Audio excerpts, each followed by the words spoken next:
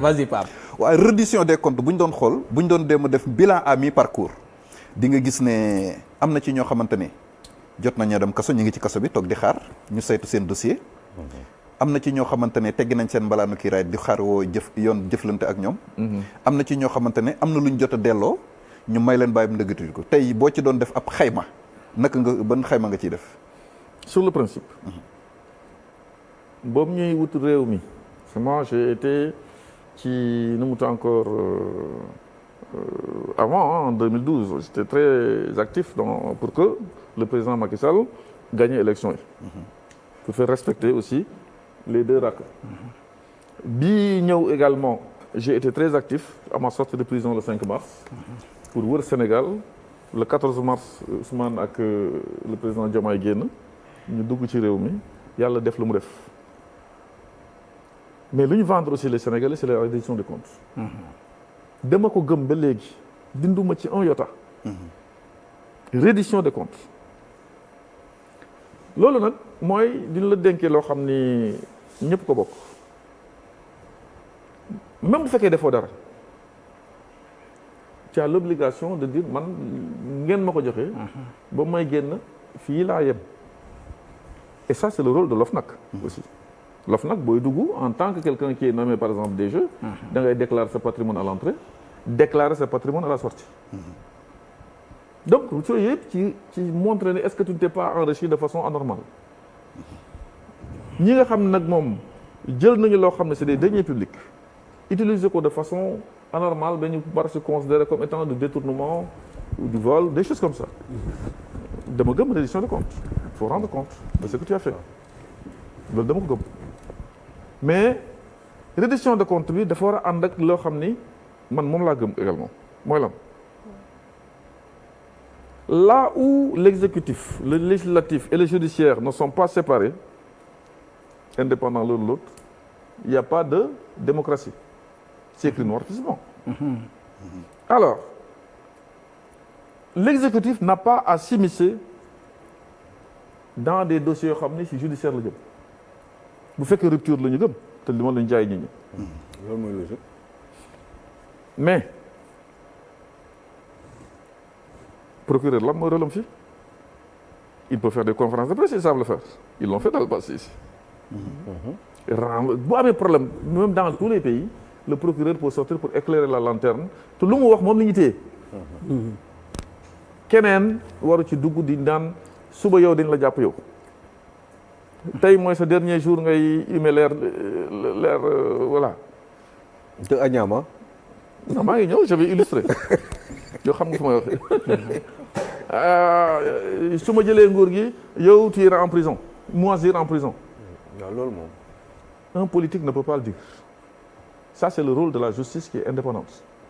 bu fekkee rek li ñuy wax ak li ñuy def mu nekk benn il faudra qu'on les politiques bañ di dugg ci des affaires en cours ou des affaires qui vont tout de suite avoir lieu ou bien des trucs yoo xam ne justice la.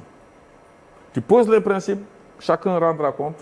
boo gisee dara en tant que yow exécutif tu as quelqu'un qui dépend de toi qui s'appelle le procureur de la République par l'entremise du ministre de la Justice. Vous lui transmettez le dossier et vous parlez. bu ñu la interpellé nga ne je n'en parle pas. c'est une affaire qui est entre les mains de la justice. même boo xamee tu es un homme d'État. Absolument. Tu n'entres pas dans ça. Mais tu n'as pas à aller sur la place publique ci loo xam ne da nga ko yàgg xeex yow en tant qu'homme politique da nga ko yàgg xeex. Macky Sall nee na teg naa lii ñu ne bu woowee un procureur chez lui supposons ñu ne way xam naa nu muy doxalee il appelle les gens il donne des instructions on instrumentalise quoi c'est le mot la justice.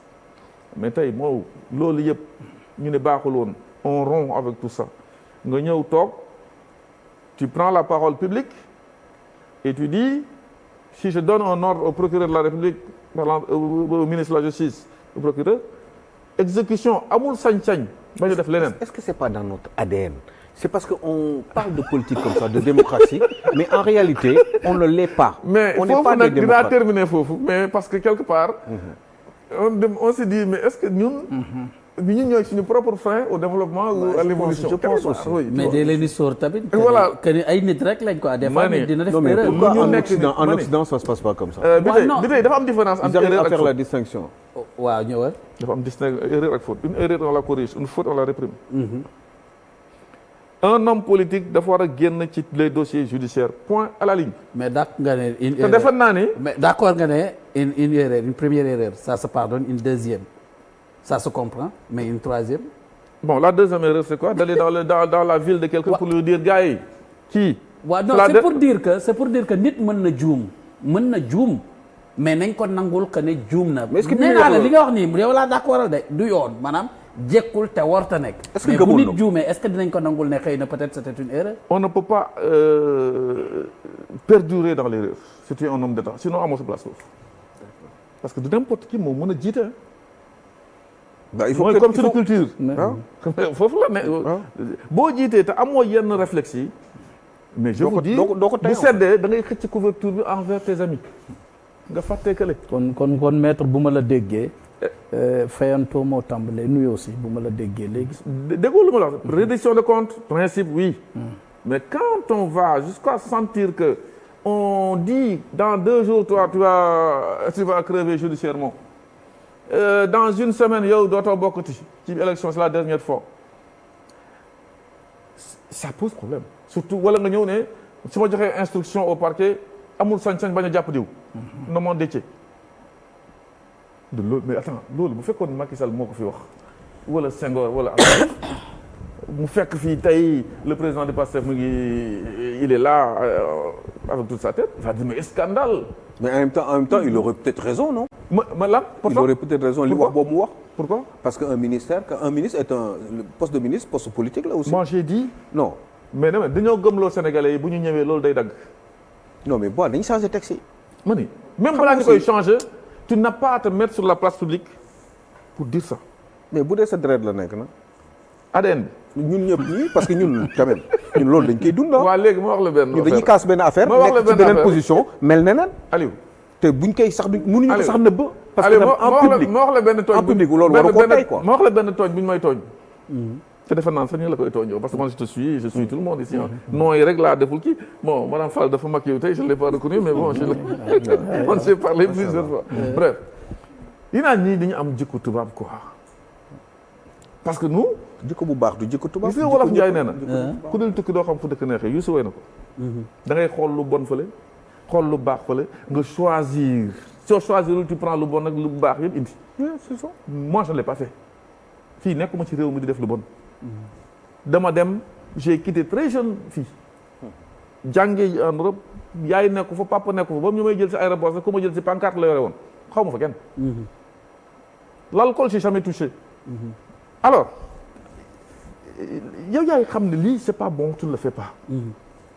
je ne dis pas non nag que ces ministres-là sont des autorités politiques mais tu n'as pas à être sur la place publique pour le dire de cette manière.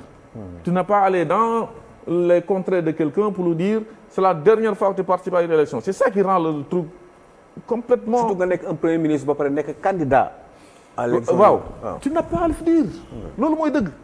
ku ko waxul lu waxul leneen am na ñu ko tuddee. mais li mu wax dëgg la moom mooy patron ministre de la justice. premier Pardon? ministre mooy patron ministre de la justice. oui loolu laa ko doon wax léegi.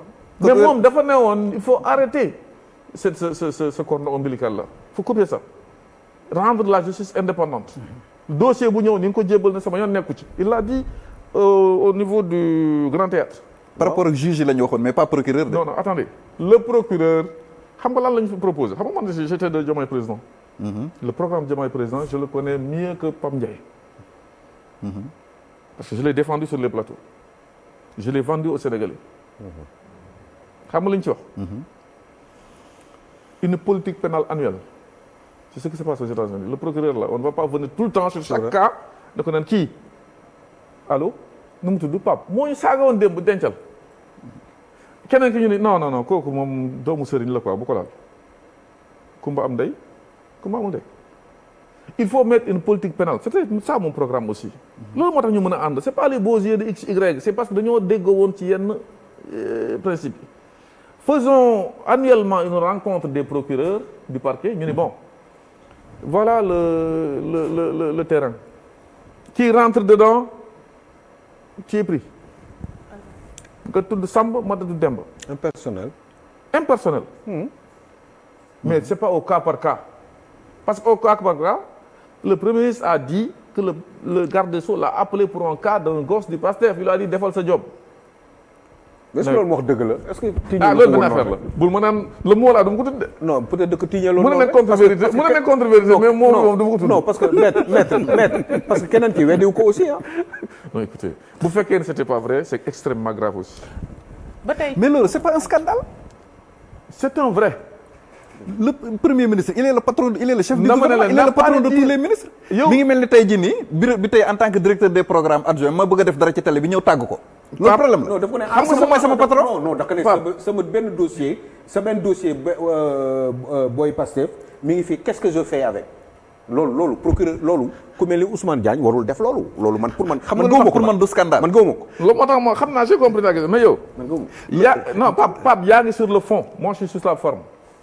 Le fond. mais d'accord ce sont nga des ni premier autorités. ministre mooy patron Sur ministre la de la forme, justice. il n'avait pas à le faire comme ça. mais bañoon ko wax est-ce que génnut bañoon ko wax moom. ba moom laa wax sur la forme. débat bi ma koy xëcc nangu ma ci fekk si quoi. et puis Non, non, non, parce que yow, mooy fi patron ma koy xëcc Non, non, nangu ma non. ci fekk si quoi. Mooy non parce que tu n'es pas sur le bon mi ngi mel ni débat. ma bëgg a def dara ci télé bi dem tàggu directeur des programmes. waaw. loolu ban scandale ma ci am.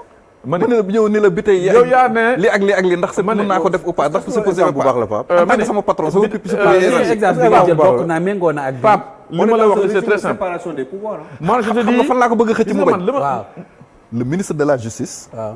mooy patron au procureur. loolu moo am. cela va sans dire. indépendance